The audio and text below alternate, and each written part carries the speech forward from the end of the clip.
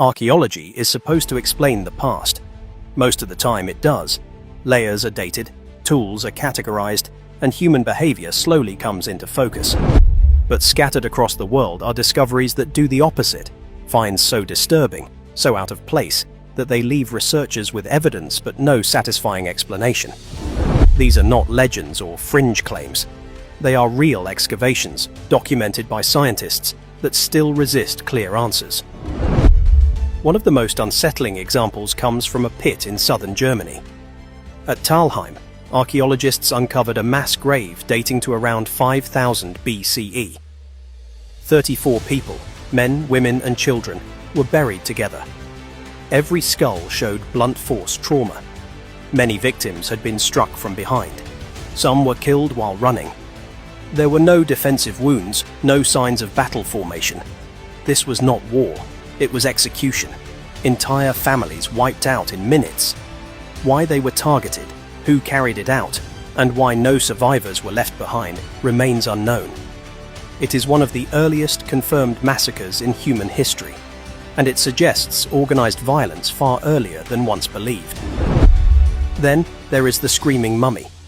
In Egypt's Valley of the Kings, one royal mummy was found with its mouth stretched wide open, frozen in what looks like a silent scream. Early theories blamed poor embalming, but modern scans revealed something worse. This individual was wrapped without removing internal organs, soaked in resin, and denied traditional mummification rites. Some researchers believe this was intentional punishment, possibly reserved for traitors. The identity of the Screaming Mummy is still debated, but the implication is chilling. This body may represent a deliberate attempt to damn someone for eternity. Far from Egypt, terror took a very different form. In Peru, archaeologists uncovered evidence of large-scale child sacrifice by the Chimu civilization. At Huanchaquito Las Llamas, the remains of more than 140 children and 200 llamas were found, all showing precise chest incisions. Their hearts had been removed. The site dates to the 15th century, and weather records suggest the sacrifices followed devastating floods. The question remains, why did an advanced society believe the only solution to environmental catastrophe was the mass killing of children? The ritual logic is partly understood. The psychological reality is not. Some discoveries feel less violent, but more disturbing. In Romania, a cave known as Peștera Muierilor contained human bones, showing signs of deliberate defleshing.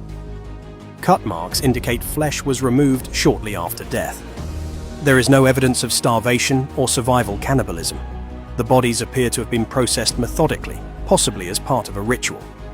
Archaeologists still debate whether this represents mortuary practice, spiritual belief, or something darker. The silence of the cave offers no answers. Then there are the bog bodies of northern Europe. Perfectly preserved in peat, these individuals were strangled, stabbed, drowned, and sometimes all three. The Tolland man, found in Denmark, looks peaceful, eyes closed, face calm. But the rope around his neck tells another story. Many bog bodies show signs of ritual killing rather than punishment or execution. Why these people were selected, and what they were meant to appease, remains uncertain. Their preservation makes the violence feel recent, intimate, and deeply unsettling.